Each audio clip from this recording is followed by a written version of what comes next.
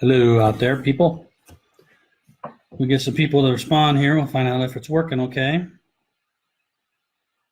The wife's not feeling very good right now, so she's off rested. I was just looking through some hi from Idaho, Rhonda and Lynn. Just finishing up some emails. You know, I'm always answering emails.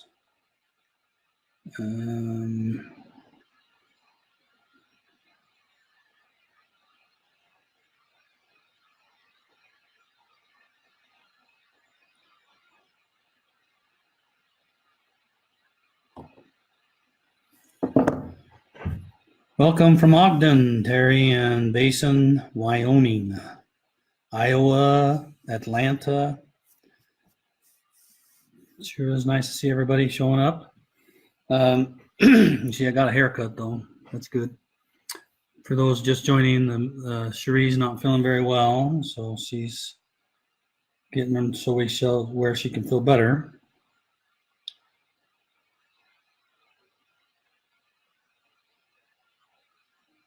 I was just looking at an email here from somebody that was wondering about some ceiling apparents there and the expiration dates on them.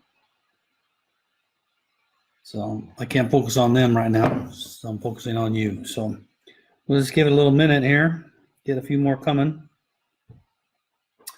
There's California looking good, and Cedar City, Gooding, and Cousin Dave. Yeah, nice to see you, Cousin David. So let's see. I know what I was going to do. I'm going to jump over here to. I don't think I need that sound. I'm going to jump over here to my mailbox. Where is my thing? Oh, there it is. I'm going to jump over here to my OneNote that I keep track of Facebook questions and answers. And while people are joining, these are Facebook questions that were, or questions that we had in here, but I couldn't get an answer for at the time. So I had to go back and do a little research. And so I might be back in an area where we've already talked, but I didn't want to miss any. So I went back a few just to make sure we're covering everything. So someone asked, can we bump the 15 megabit limit? And for memories to be able to upload stuff, and the issue is really because of delays in upload. That oftentimes, if you go much bigger than 15 megabytes, then people start wondering if it's broken because it's not uploading as fast as they expect it to be. I think that we'll go ahead and look at seeing if we can increase it a little bit, but we have to be careful because if people start feeling like it's too slow or too long, then they'll kill it and try to upload it again. That just causes more issues with the system. There was a question from somebody who said, hey, something's wrong with the date being wrong, and he showed me the example, GSSSDBQ, and the answer is they just needed to select the standard. So if you don't enter data in, or the person who entered the data into the tree didn't use FamilySearch to enter it in, then there are some third-party products who don't properly standardize it. There's also issue with the source linker not standardizing properly. We're looking into that, but for the most part, that's the issue. You just need to pick a standard if you've already put the date in there.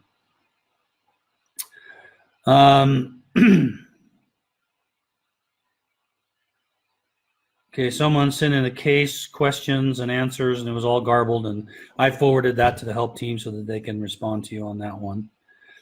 Where are online Polish records? I'm still waiting for an answer for that one. I'll get back to you on that one. I'm going to highlight that so I remember that one's what I'm working on.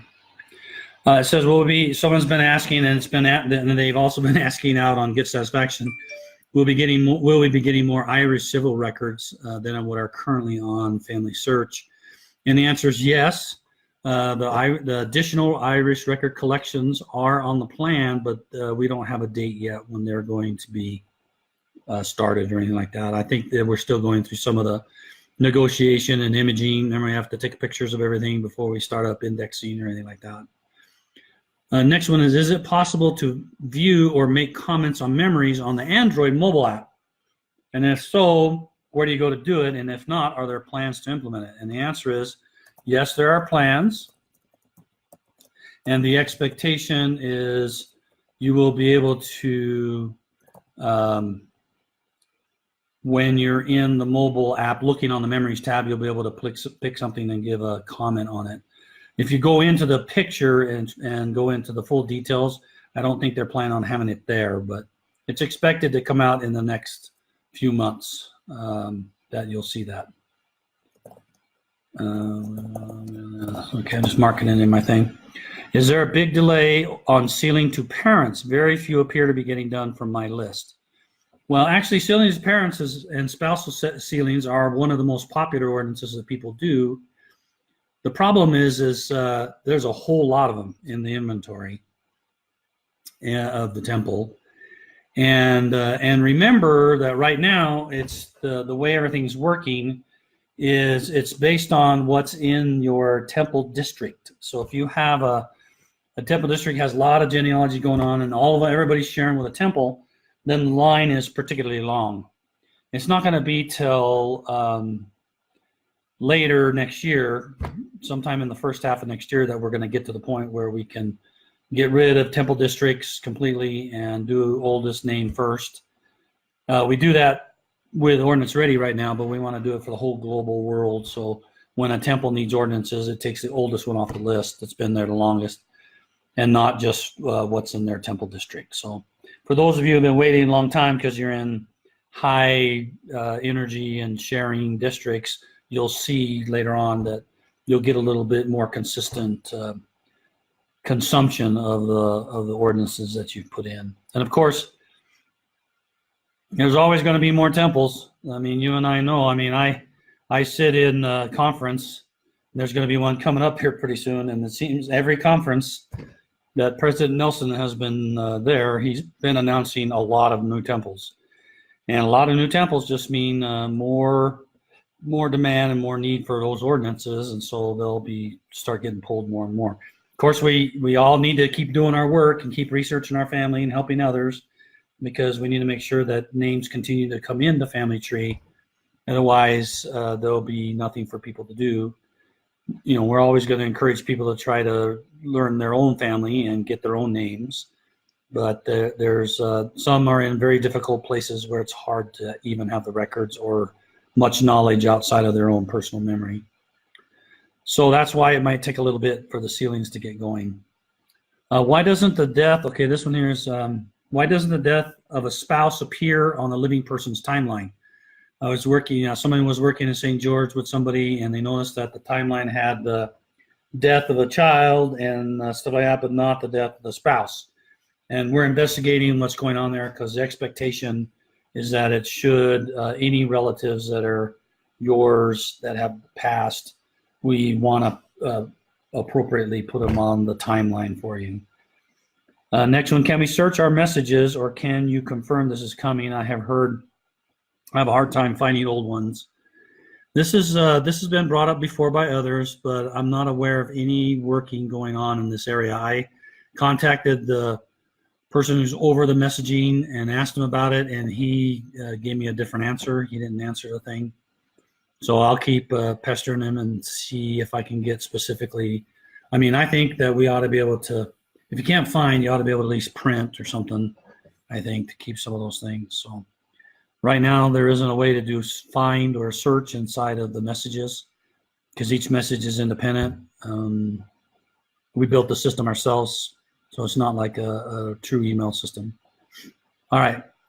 In new profile service, when I process a source from FamilySearch homepage, it doesn't disappear after I've linked it, even if the page is refreshed. I go to the person details and link all the sources, and they disappear on that page. But on returning to FamilySearch homepage, the source and name remains there. It only disappears when I've been offline for a time. And that's because this list to put on your homepage is generated once when you log in. And you log in, we go off and refresh all that data and put it up on your homepage.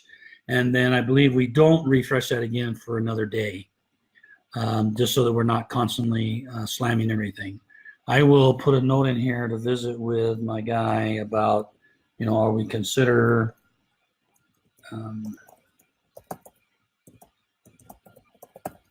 maybe we can refresh it, every hour or something like that, or a couple hours. So maybe we can do something like that. So I'll put that in my notes there to look up to see if we can do that. We don't want to make the system a lot slower because we're trying to do that. So Linda, this is Linda, says, I often find the sources for my Danish ancestors on sites that are partners with FamilySearch. She uses a snippet tool to snip the image and then transcribe the information to add to the source. And others, that way when others are looking at the sources for a person on my tree, they can see the sources that verifies the information is correct. Have you thought about doing this? And the answer is we really can't do that because FamilySearch as a brand and as an entity is not really allowed to automatically snag things off the screen and screen scrape. That's considered inappropriate. And sometimes it's not, but there are times when it is inappropriate, so we don't do that. But users are often allowed in agreements to take images of sources one by one from the organization. But an organization like FamilySearch can't develop should not develop software that would do that on other sites. So that's why we won't be doing it. And what you're doing is just fine. It says, this is the next one. It says, Ron, I believe you are incorrect about doing temple work for a recently diseased person. If a person was active LDS, I believe the work can be finished immediately. If not active LDS, 1 year wait. So yeah, you're correct. I think when I was answering that, it was kind of, I wasn't sure, but I went and looked up the cases and the instructions, and this is correct, but it's a special case and requires approval. There must be evidence of worthiness, such as a temple recommend or a letter from the bishop that says this person was an active member and would have gone to the temple if they hadn't died without the opportunity. And then you have to take this data to the temple president for review and approval. So that's the process. That you can't just do it in the tree. You have to do this work with the bishop and get temple recommends that they had that was maybe still good. And you could take it to the temple president. They'll review it and approve whether or not you can do that before the 1 year time span is up. And the last one I have is, I've had it for quite some time trying to figure out what's going on. So there's some records from the Essex church records. It has the same image on records that fell between the index dates and others that were 50 years prior. So it's a mixed collection that has things that aren't together that are in the same record span. And there were some issues about indexing, and from the Facebook group, they were saying stuff like that it would be picked up later on a separate image, but now it looks like the entries all contain records and it looks like they've been indexed. And those that fall outside the parameters will be picked up later. That's the question. How would anybody know to check if there was entries that weren't indexed due to the dates?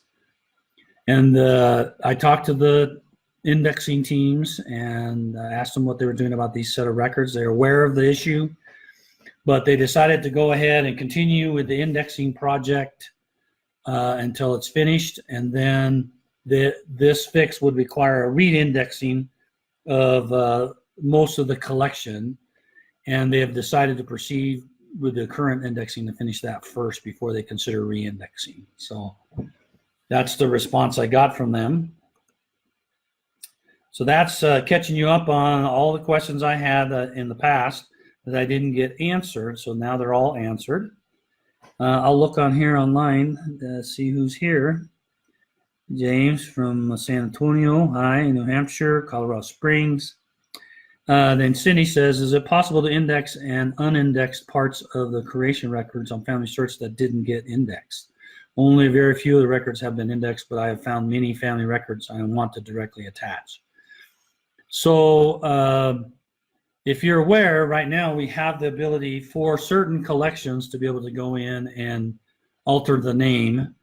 Our intentions are sometime in the future, I don't have any dates in my head because I think it's a ways out, to be able to allow people to go in and take these records that that are about their family that haven't been indexed, and index them on right then, and have those indexes part of the record image, even if it's only 1 or 2 records in the whole collection that you do this for. That's the goal. That's the desire. That's the intent. It's a multi-year projects that they're working on to do this, and then all of the surrounding effort underneath to get the systems ready to do this. So the day will come. Until then, you can take reference the image, put it in a source, and then type the index information in the notes of the source if you wish,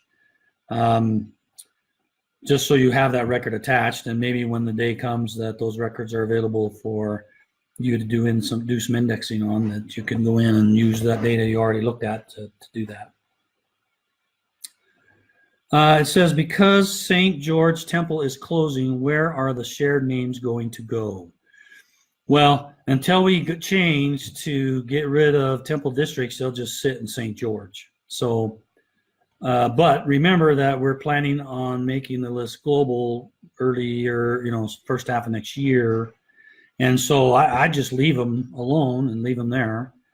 And, in another 9 months or so, middle of the year or so, we're projecting, we'll go ahead and have a global list, and everything that's in St. George Temple District shared with the temple will be included in that big pot for the world.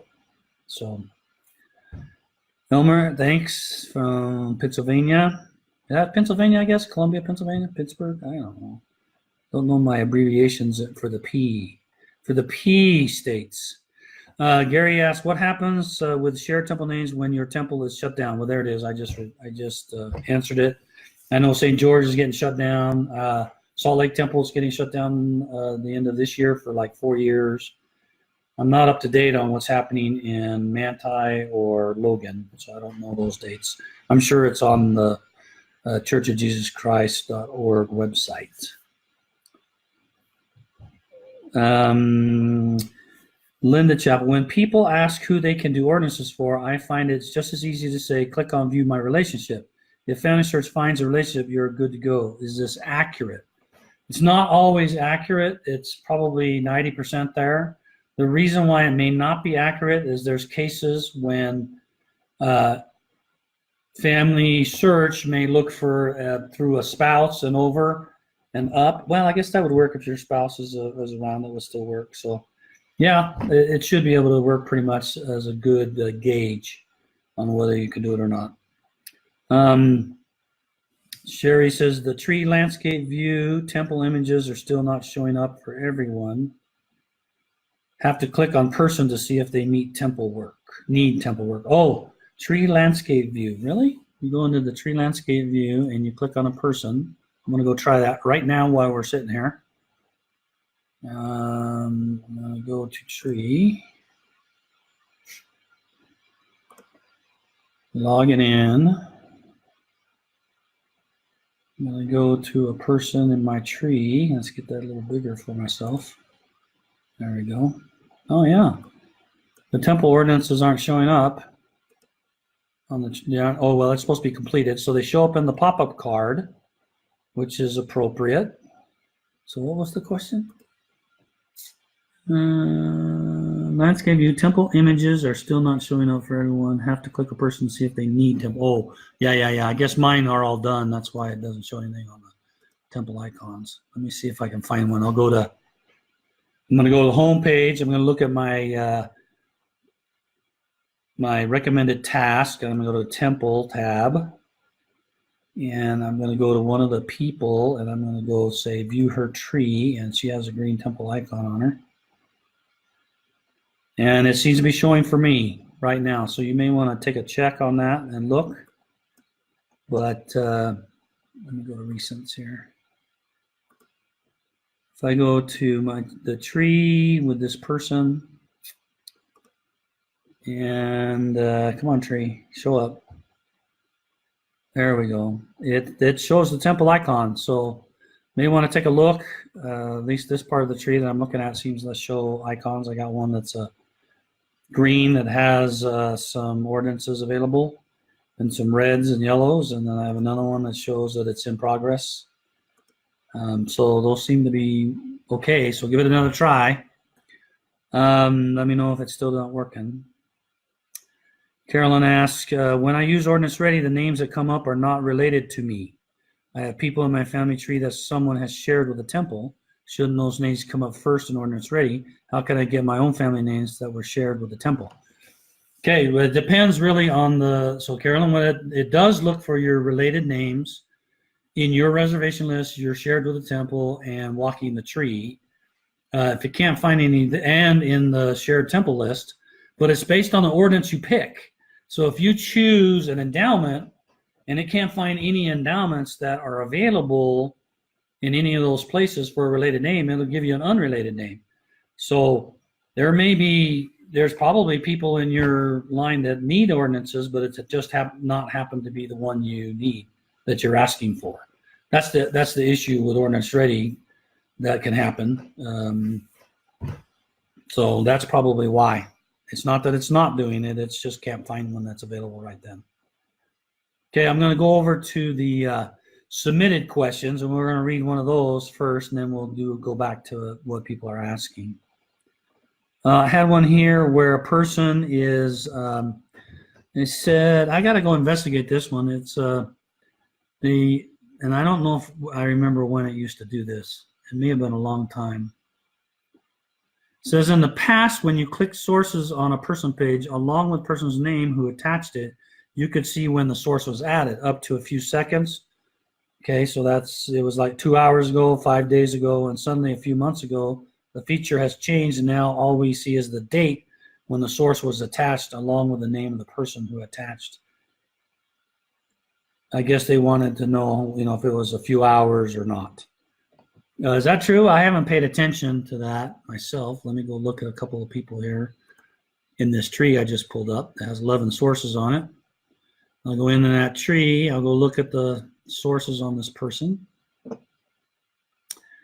And yeah, I suspect that that was changed as we changed the screen to accommodate the sorting and to clean it up. The other one, we had more room. I would think, let's see, if you do view source,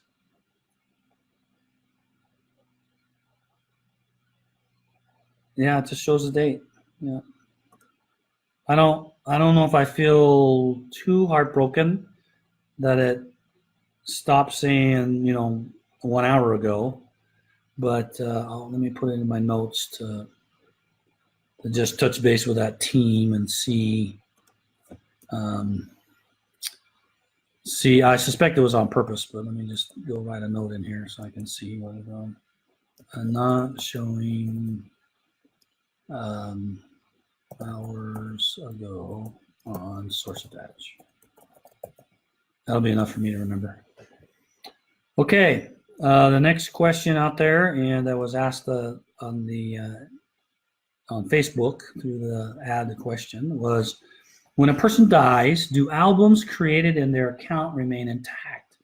And the answer is yes. There's nothing that changes. When a person dies, first off, we don't know when a non-member dies, but we know when a member dies because the clerk will eventually mark them deceased, and then we get notified through membership that that person has died. And all we do is we just disable the account.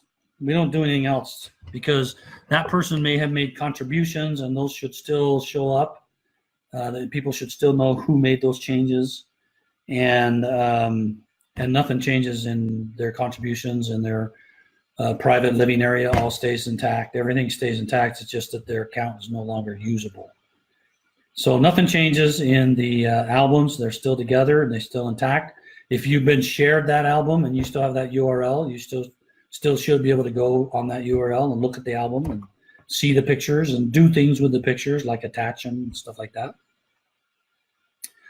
All right, microfilm, the next question from Gary. Microfilm digitization was supposed to be completed by 2020. I don't know if it was really 2020. I know they said 5 years, 3 to 5 years. What is the new completion date? I don't have that. I marked it to go find out an answer. And the answer, and then there's lots of questions. Gary, you asked this last time.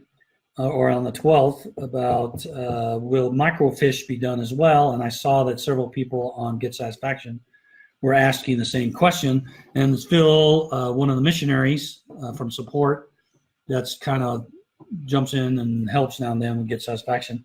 He answered that microfiche will be done, but it's going to be done after the microfilm, and that's just because of the volume of the microfilm and the record sets that are easier to grab on microfilm because they're a whole roll, so you can get many images in one snag, and the microfiche is going to be a much more manual process, so that's going to take longer.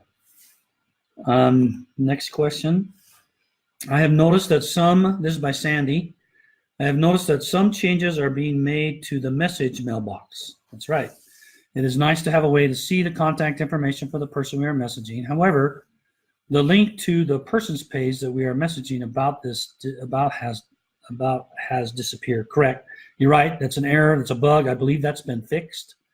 So what she's talking about is when you're on a person page and you want to send a message to somebody, it would pre-populate a link that goes to that person in the tree.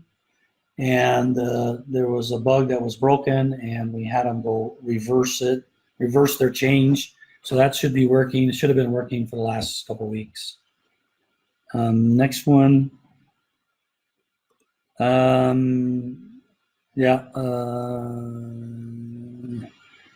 and then this one's by Mike. Something is broken in the messaging system. I just heard that a minute ago. Recently, 2 people sent me messages asking for me to share ordinances. Messages no longer show the PID. It is the same question. I hadn't read it before, so I already answered that one. Why does it take so long this is from Carrie. Why does it take so long for my FamilySearch.org message alert to go away? Is there something I need to do in order to clear it? I look at the messages and I look at the person if it pertains to it, and it takes about 3 days for the alert to go away. I like to keep the temple work notifications, so I don't want to delete them. Yeah, I think you have to look at each message. I think the alert is telling you how many messages you haven't seen. So somehow you have to go in there and just do a quick look through them all as fast as you can, and I think that clears it. It probably has the several day thing to say, now if you haven't come in and looked at it after so many days, then we'll clear it for you automatically.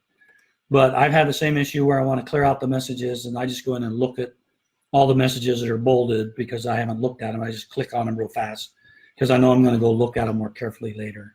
So that's one way to clear it off real good. They don't have a way to just click a button and say, reset my counter on the messages that I haven't seen. All right, so that's enough for a minute, and so we'll go back over to those who are here, who are online. Okay, so Thomas says, expiring reservations. Are the expiring reservations from our reservation list moved to the general temple file so that these individuals will continue to progress forward to receive all of their ordinances? Is that still the FS practice? The answer is yes. Even with the automated expiration of reservations, which the first ones will start happening the beginning of October, they too will be shared with the temple. And we will also be providing a way for you to, if you go to that PID, if somebody else goes to that PID or whatever, or you can go to your share with temple list and bring it back. Excuse me. No, let me clarify. We had a hiccup, and there's a little bit of things we're going to do that weren't the original plan. So I'm going to tell you what's going to happen now in early October and for the next couple of months, and then what we're going to do after that. So we had a little hiccup, and we were unable to complete all of the ability to be able to allow a person, when a temple ordinance is removed from people's lists because it expired and shared with the temple, one of the most important things is to allow somebody else to reserve that, because it may be waiting for those things to come available. If they become available, they want to be able to grab them and start doing the ordinances and so forth. So we could not complete all of that work. Therefore, we're going to use the method that we have done in the past, where it will actually remove it from your reservation list, share it to the temple as FamilySearch. And if you go to that person then you can click to reserve it. You may have seen these before in other situations, because that's what we were doing with all the reservations when we were doing it manually for the last 3 or 4 years. So we're going to do that same process so that we keep our commitment that when we unreserve, it'll be shared with the temple, and it's available for people to pick off the person page and take them if they want. So that's what we're going to do in this first round of releases for the next several months. By then, we'll have the full system completed, and then at that time, it will remain on your reservation list as shared with the temple, and yet people will still be able to pick it off the person page and do those ordinances. So they can manually pick it off, or they can get it through. In either case, they'll get it from Ordinance Ready as well. Okay, so we apologize for any inconvenience that happens for those of you who have ordinances that will end up expiring. But be confident that people can reserve that ordinance. It's also shared with the temple. And but we needed to fulfill our commitment. Was more important to make sure that when it becomes released, others can take it who may be waiting for it. So we apologize for that. We'll take care of it as fast as we can with the new way we had proposed originally. David says, a lot of my shared names are being done across the globe. Is this happening due to Ordinance Ready versus Temple District? The answer to this is very few ordinances tended to get shared with other temple districts, because most temple districts had sort of self-sufficiency of some level, because the way the temple districts work is they always use all of the anybody who is in that temple district are the first ones to get their ordinance taken by that temple district. And if you're not in that temple district, then you're the last one to get taken, and only when there aren't any ones from the temple district of that type of ordinance. So it wasn't that often when somebody from a different district got pulled, their temple ordinance got pulled by another district. It just didn't happen that often. But with Ordinance Ready, it happens all the time, because there are people out there now that have very small trees because they either they have no records, or they've only done their living memory to their parents or grandparents. They don't know anything else, and they don't have records or can't get access to records, but they still want to go to the temple as much as they can, and they're pushing Ordinance Ready, and they're grabbing the oldest person in the temple list that needs that ordinance, and that's what's happening. So Ordinance Ready is certainly causing more of this to happen around the globe. Leah Jones says, how can I print a pedigree with temple ordinances on it? I used to be able to. You can do that. You just have to, if you're not getting ordinances on it, it means you've changed a setting in your settings. So if you go to FamilySearch, you go to Settings, and you go to Preferences tab in Settings, there's a little field that says Show LDS Ordinances. You probably at some time, because you're presenting or whatever, went in and unchecked that. When you uncheck that, you won't see temple ordinances anywhere. On a person page, you won't see it on the pedigree. Maybe that's the problem with the other person who couldn't see it as well. But if you check it, then you will see ordinances on the pedigree, you'll see it on the person page, and when you print a pedigree, when you print a, you can't do it with a pedigree, I'm sorry. I was thinking of, if you print a pedigree chart, you've turned on Show Temple Ordinances in that Preferences, then the ordinances will show up in the pedigree chart. Over in the corner, it'll have the B, the C, the I, and the E, and stuff like that, what's done and stuff like that. So try that out. If that doesn't work, send me an email, ron@familysearch.org, to discuss it further. I'm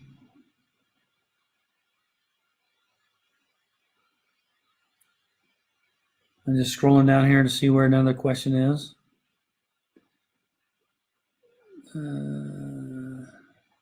She have it. I had checked to see the ordinances, so she's seeing them now. Okay, great. Or maybe that's bad. My settings say that they show ordinances on, but don't show up on the pedigree print option. Now I don't understand that. Let me go try it myself here. I'm going to go into my pedigree here. I'm going to do the tree, and my ordinances are definitely showing up because I see them on the pedigree chart and I see them on the person page. Let me go to myself, my home page. Come on. Recents, me, new tree. Now you go to print a pedigree, you have to go to a person. You don't do it on the pedigree chart. You can't just take the landscape view and hit print. You can, but you're not going to see what you're wanting to see. So let me grow this up here, and I go in there to a person in my tree. I'm going to go to my dad. I'm going to go to his person page, and I'm going to click on his person page. Now, some people knew the trick on how to turn off and on ordinances in a pedigree, and if you have saved that URL, maybe that's what's having the problem. I'm going down here and I'm picking pedigree print. Let me see. And yeah, it doesn't show dates apparently. Let me look here. Let me zoom in here. I got to save this in Adobe here on my desktop so I can zoom in. It's too small to read.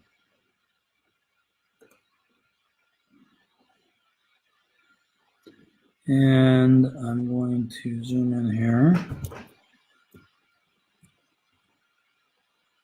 Yeah, it doesn't have dates, but it has BCIE, Cillian parent, Cillian spouse, and it has little X's in those boxes if those ordinances are done for that person. That's how the standard pedigree sheet has always been that the church has used, and it seems to be showing just fine. So you might want to check your settings again, or you can email me and send me your username, and then I can go look and see. I can't look at your settings, so I'm going to trust you on your settings being right. But I can look, but it seems to print just fine for me. So let's give it a try, and then send me more information, please, Leah.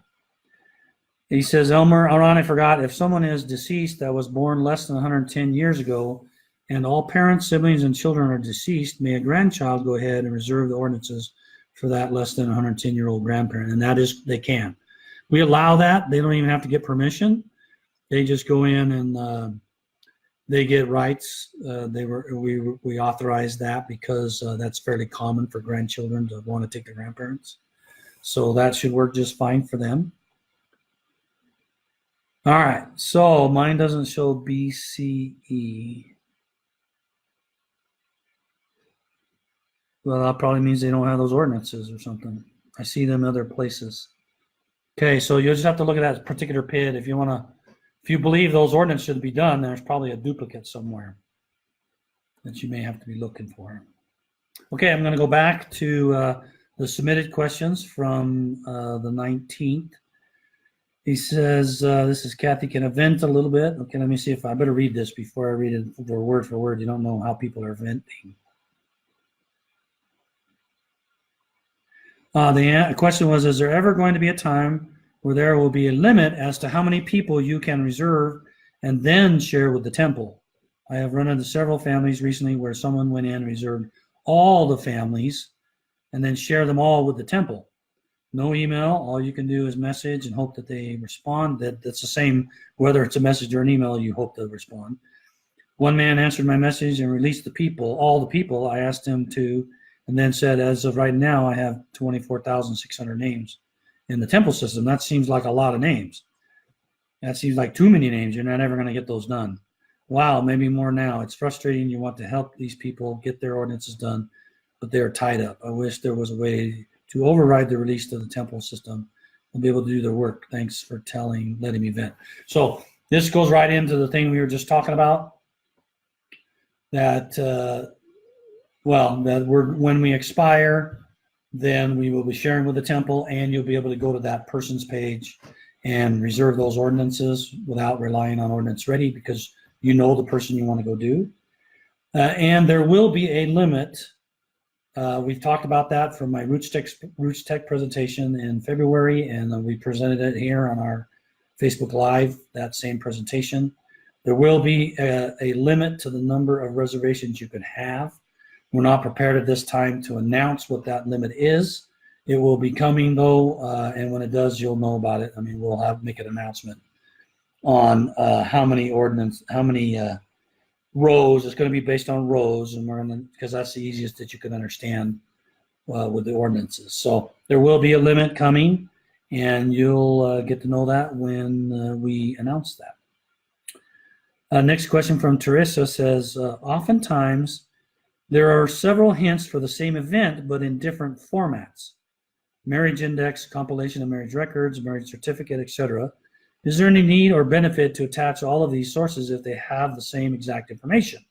I always add the ones that have additional information. Well, yeah,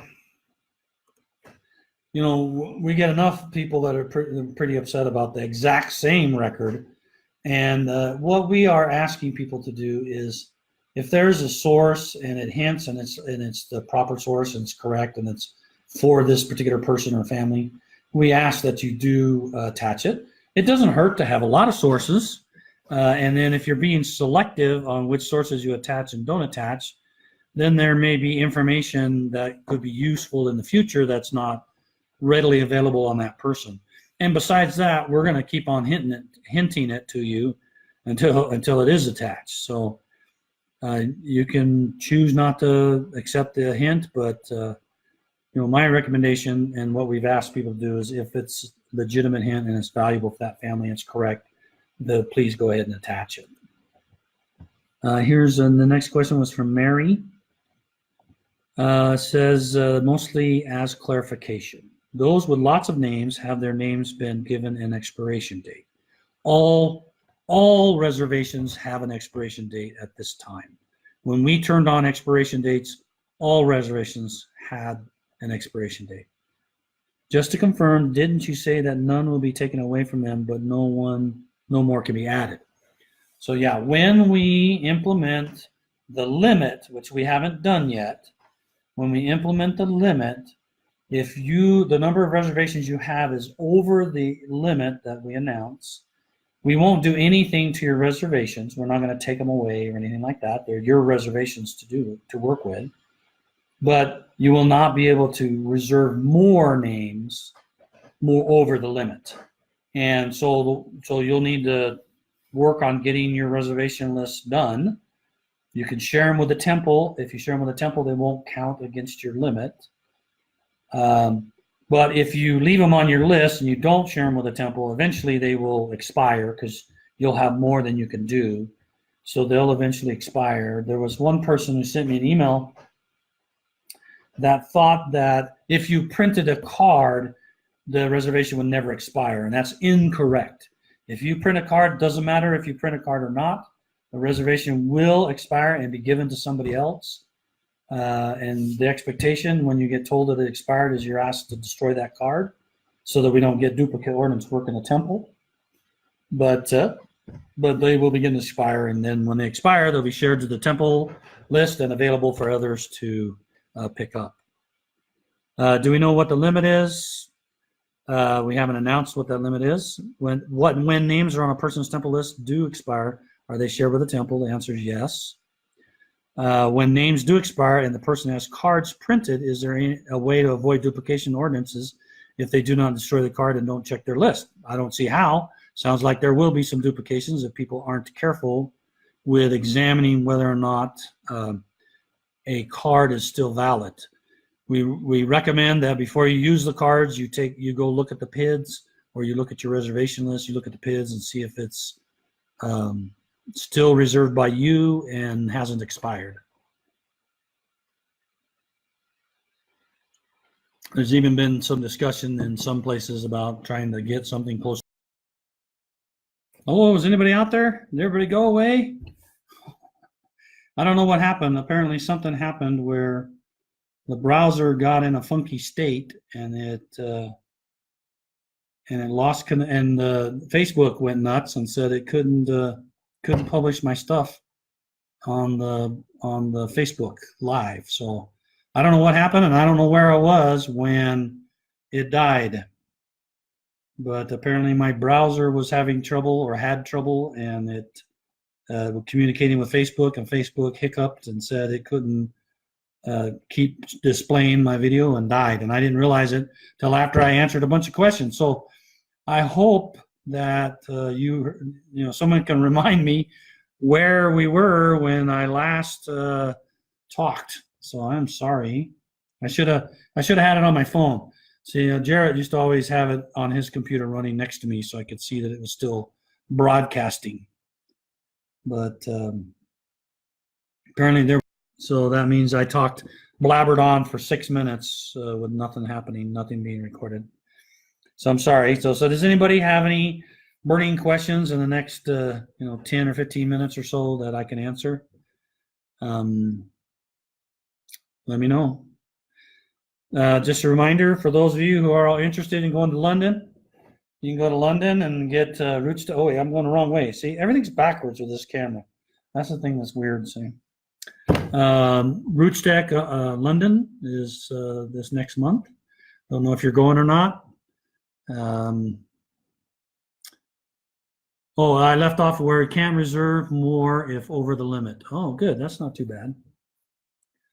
So let me go over there and go find out where that question was. And then we'll pick up where we left off. Thank you for remembering that, Mary. That's very good. I don't have a good enough memory to get that figured out. All right, let me go to the questions.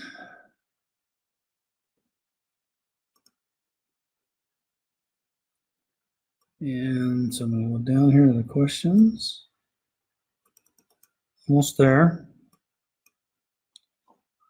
All right. Okay, it was from Mary, and it said, do we know yet what the limit is? Yes, we do, and we're not going to tell you yet. When names on a person's list expire, they share with the temple. Yes. When names do expire and the person has cards printed, is there a way to avoid duplication? Not unless they check the cards before they go to the temple. Question about newspapers.com. I think, let's see, direct line ancestor. Okay. So let me go back up here a little bit. Yeah, so the answer is when the limit occurs on the number of reservations you can have. I'll repeat this just to make sure I got it all last time. So when a reservation when the reservation limit occurs, you may have more reservations than the limit allows. In that case, we're not going to do anything to those reservations that are over the limit, but you won't be able to reserve any more ordinances or rows ordinances until you are below the limit. And a reminder, you can share things to the temple and they won't count against your limit. So you can share a bunch of stuff to get it below the limit so that you can reserve some more. You can do that.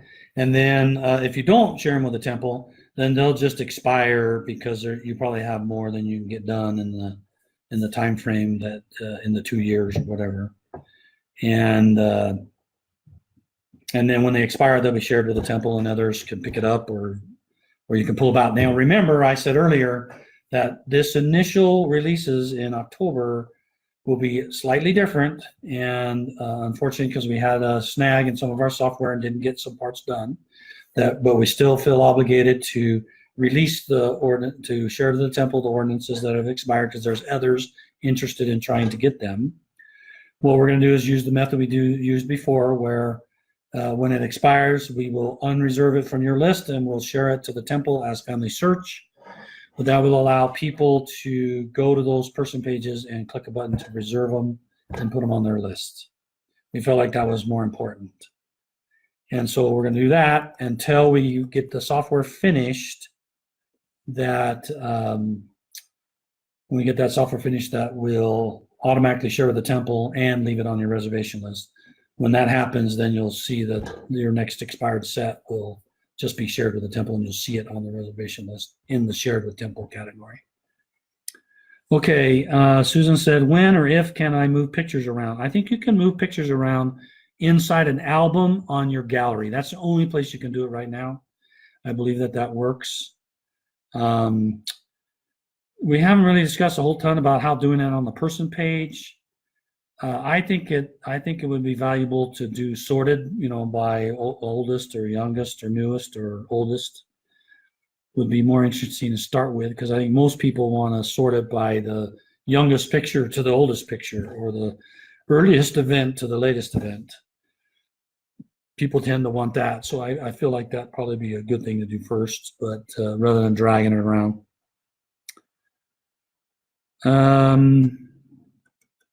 Okay, let's see, back on the questions. So there's no way to figure out how there's duplicates. If somebody, if expired reservation gets shared with a temple, you still have the card. You really need to destroy the card. And the only way to know is just check the card, go to that PID and see if you still have it reserved or not. If you don't, then you should destroy the card, because somebody else is going to get that reservation. Okay. So I'll stop there. That'll leave me a couple questions to start next time. Let's see if there's any more questions out there for those who stuck around and came back. Our family has lots of pictures, but we want to organize them chronologically. See, that most people want to do that. So I think if you put in a date, place and a date into the memory, then I think it will be, more useful to be able to click a button and have it sorted, just like we're doing sources right now.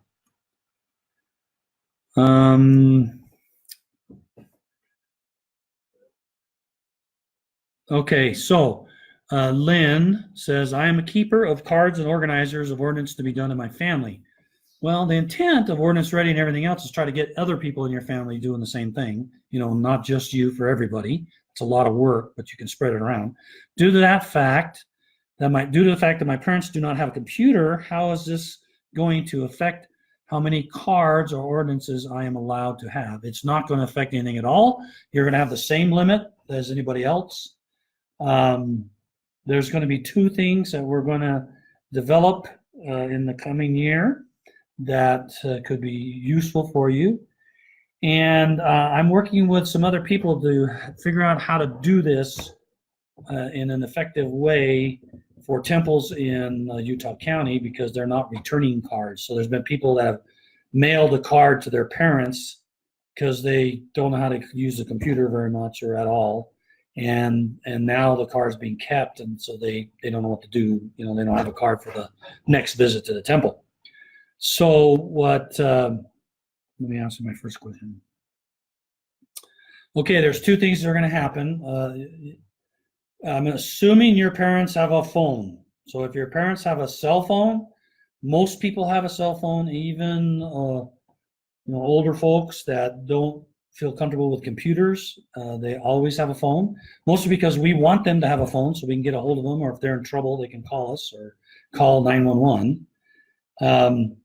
So if they have a phone, then what I recommend you try is if they have a smartphone, then what you should do is you print the ordinances on your computer, and what happens is it comes up. Well, if they have a smartphone, this is what I would do. I want you to try this, Lynn, see how this works for you.